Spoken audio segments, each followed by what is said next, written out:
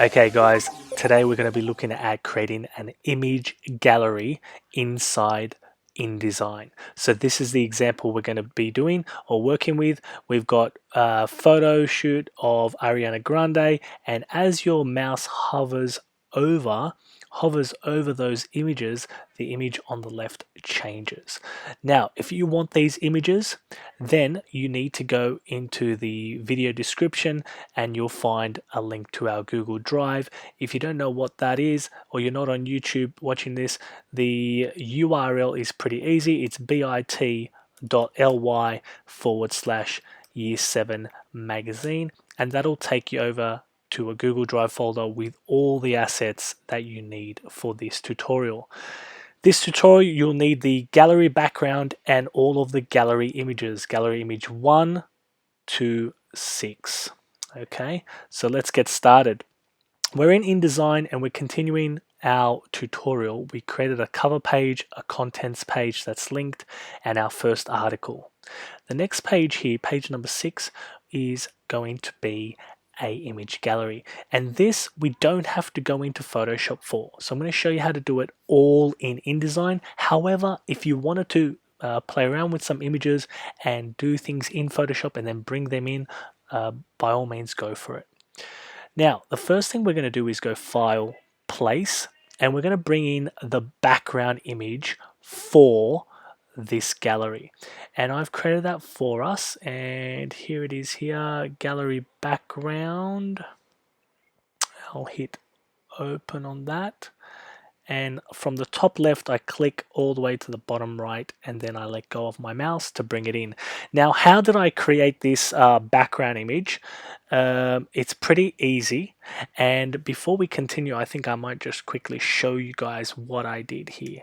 So it was all in Photoshop, so let's jump into Photoshop.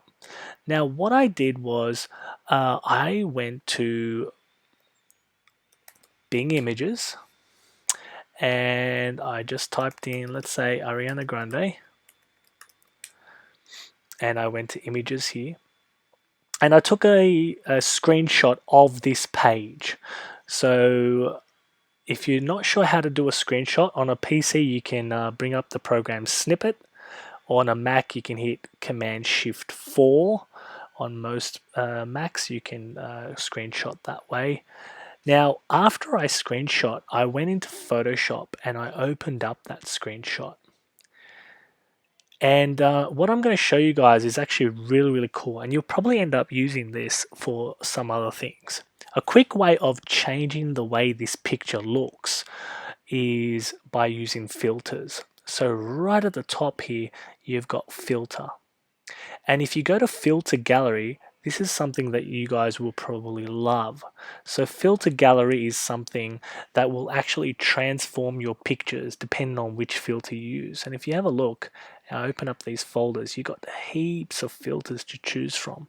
And you can just basically click on them and watch your image change directly in front of you.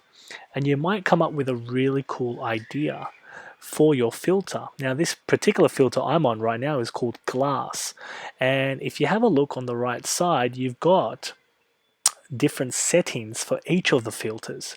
So if you wanted less distortion, or if you wanted more distortion, you can go and do some really cool and strange things in here. And you can also apply filters upon filters. So if I wanted to apply 2 filters, I could pick the first one I want, click OK, and then go back to filter gallery and add another filter on top of that if I wanted to. And maybe this time I wanted to do an airbrush or something like that. Okay. The other thing that I did to the image was I added a blur. So I went filter, blur, and I added a Gaussian blur. And what that did was just blur the picture a little bit. And then the last thing I did was drop the opacity on the right side here. I dropped it just so it was a little bit lighter, and that way it didn't, because there was so many colors and pictures in this actual image, I didn't want it to be overwhelming when you went onto the page. So just to make sure that you guys knew how I actually created this particular image. Okay, so now that we've got that image in there, we want to actually bring in the images for our image gallery. But before we do, the problem with having multiple images on a page and an image behind it like this image is that when I go to move images around, I'm going to accidentally move this one around. So we don't want to do that. What we want to do is make sure that this image is locked. Now, all I've got to do is actually click on the image, go up to Object right at the top here, and then click on Lock. And what that will do is it will lock this image in place and I won't be able to move it around, which is exactly what we want. Okay, let's bring in our image galleries. So I'm going to go up to File and I'm going to go to Place. And now what I need to do is actually select all 6 images. Now you can bring them in one at a time, but it's so much easier if you select all of them. So I'm going to actually click on the first image, hold down Command. If you're using a PC, hold down Control. And I'm going to just select all 6 of the gallery images. Now, if you are getting your own images, what I would recommend is put them all in the same folder, and that way you can select them all in one go. Again, you don't have to do it this way. You can select them one at a time. However, it is so much easier to do it this way. Now, you need to decide where you want to put your images. I'm going to have the thumbnails on the right side and I'm going to have the main image on the left side. So we're going to create the thumbnails first. So I'm going to click and drag and create small images. And I want to make sure that they're the exact same size. They don't have to be, but it just looks so much nicer. And I'll just go underneath here, try to create the same amount of space between all of them as well. It just makes it look so much better.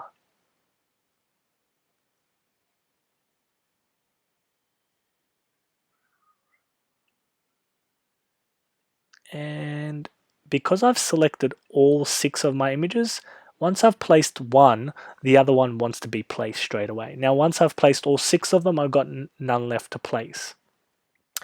Now what I want to do is create the left side. So we're going to go File, Place again, and we're going to select those 6 images again.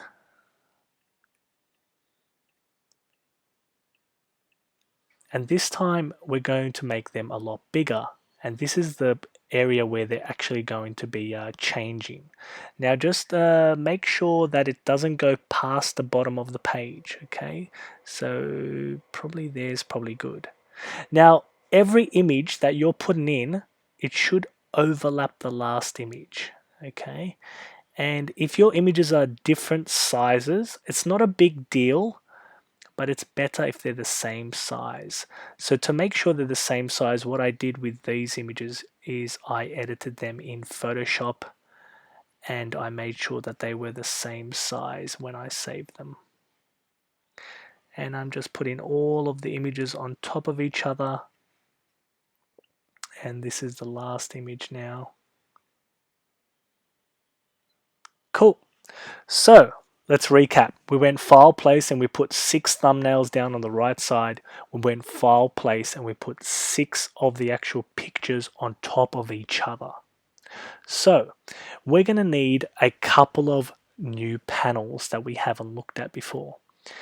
The first panel is, and if you go up to Window, right at the top there, and then scroll down, you'll see a panel inside Interactive called Object States. So click on that and that'll open up our panel Object States. Now what we're going to do with this panel is we're going to create a state. So over here with our images, our big images, I want you to highlight all of them. So basically if I make sure I highlight all of the images like that by making a selection, all of them get highlighted. in this panel called Object States on the bottom right, I'll be able to click on this plus button, which will convert all those images into different states. Now, this plus button will not work unless I have actually selected my pictures. So you can actually see I just clicked away from there. If I go to the plus button, it's not working.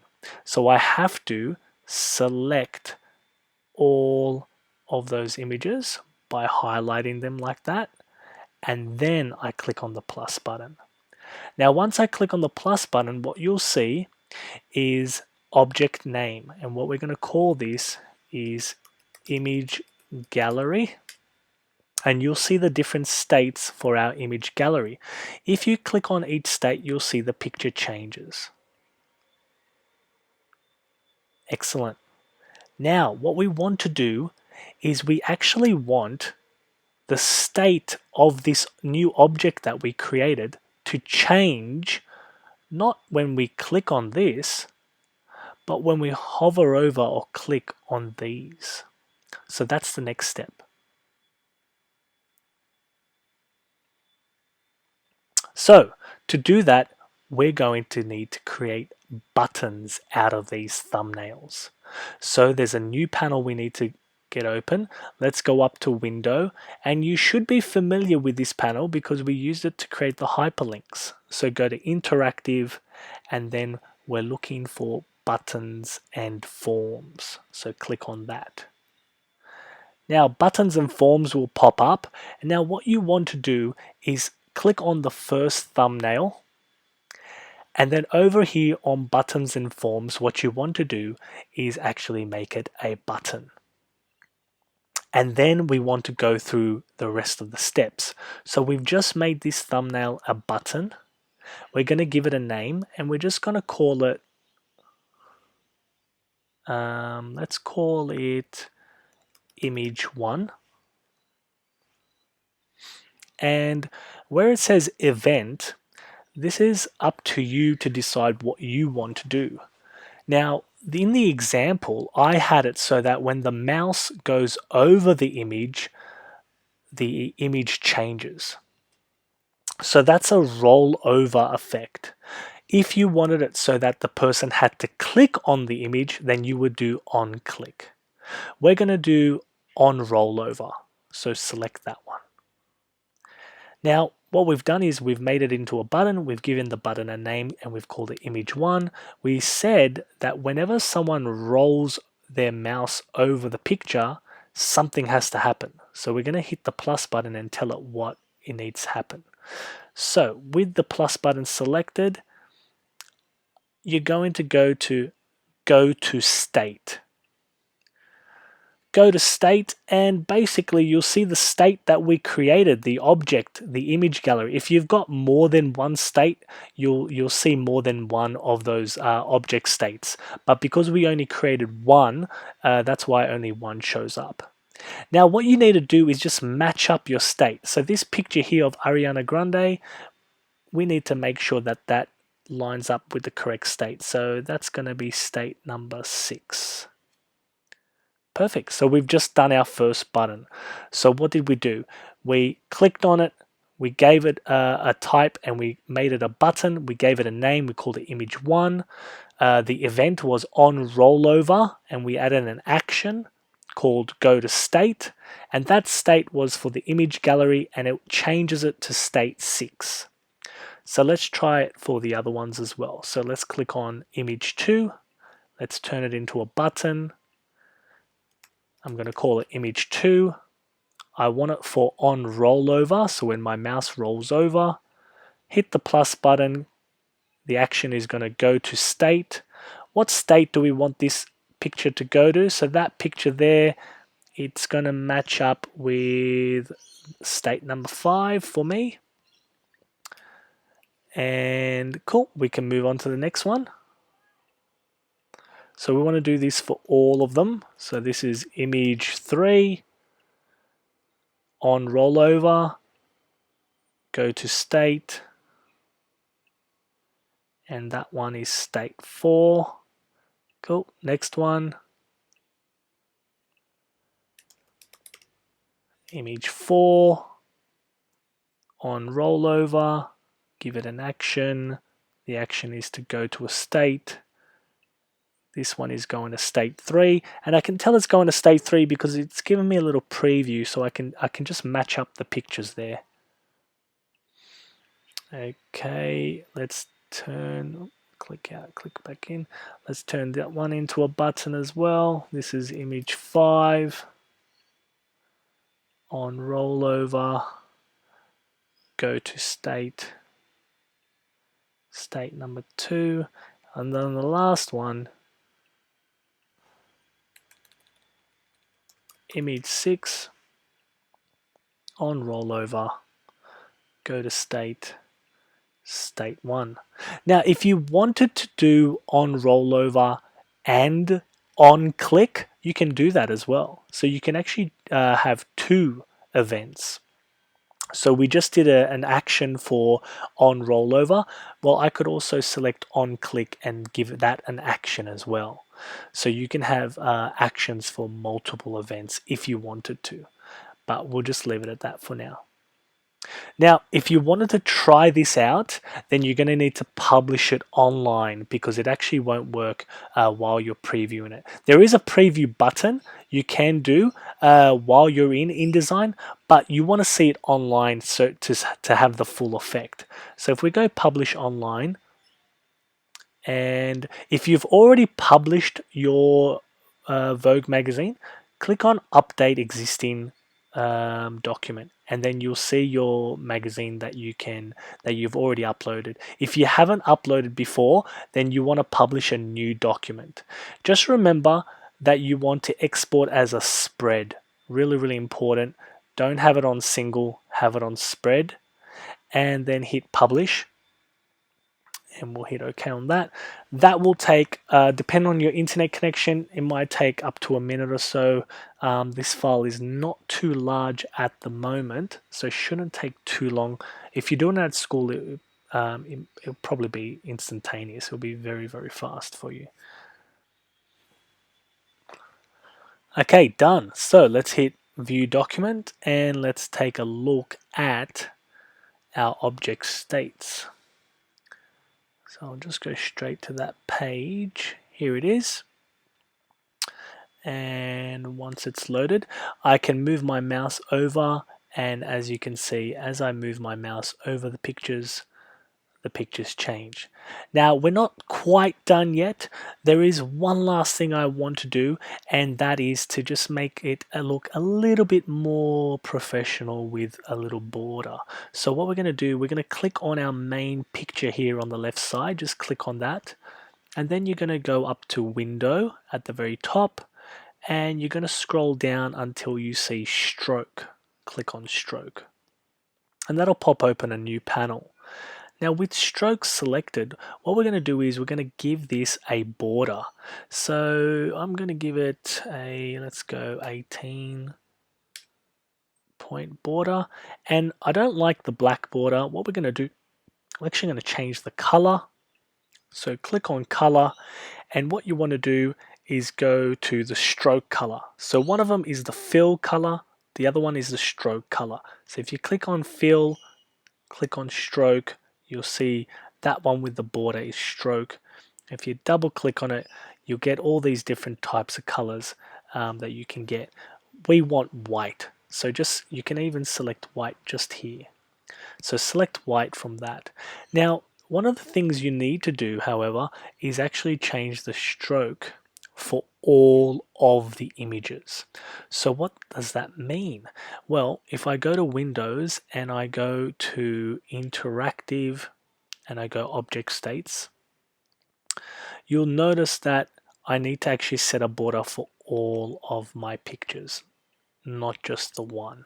So I'm going to have Object States open, and I'm also going to have Stroke open so I can do this a little bit more quickly. So I'll just zoom in here and I'll show you guys. We'll go through one state at a time. So I've got stroke there, I've got color here. If you don't have color open, just go up to Window and select color, and that'll open up that panel as well.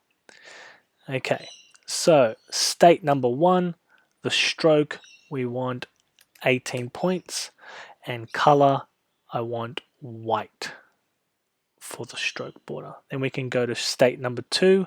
Again, same thing, weighting 18 and white for the color. Let's go to state number 3. There is actually an easier way to do this, and it is by creating almost like a template for formatting, and then you can apply that formatting to anything in the future. We may look at that in a later video, but for now we'll just do it this way. We've got one more to go. Cool, so I just created my borders, and now if I publish and update my document again, remember to ensure that that's a double page spread. We're going to hit publish, and I will again fast forward the upload so we can have a look at the online version straight away. Okay, it's done uploading. Let's view the document, and let's have a look and see what it looks like now. So if I skip to that, I think the border makes it look a lot better, and you could even add borders onto the thumbnails if you wanted to, but just having the borders on the main image makes a huge difference. So we've got our cover page, our table of contents, our interview, and our image gallery. Next, what we're going to be looking at is creating video content. Now, you don't have to do this, but if you're looking to maybe include a video that you've recorded or you've created and you want to put it into your video, that's what we're going to be looking at. And here is one of those examples that we were looking at a while ago. And you can click on the play button here, and we can go full screen and you can watch your video within the magazine. Alright guys, I'll see you guys in the next tutorial.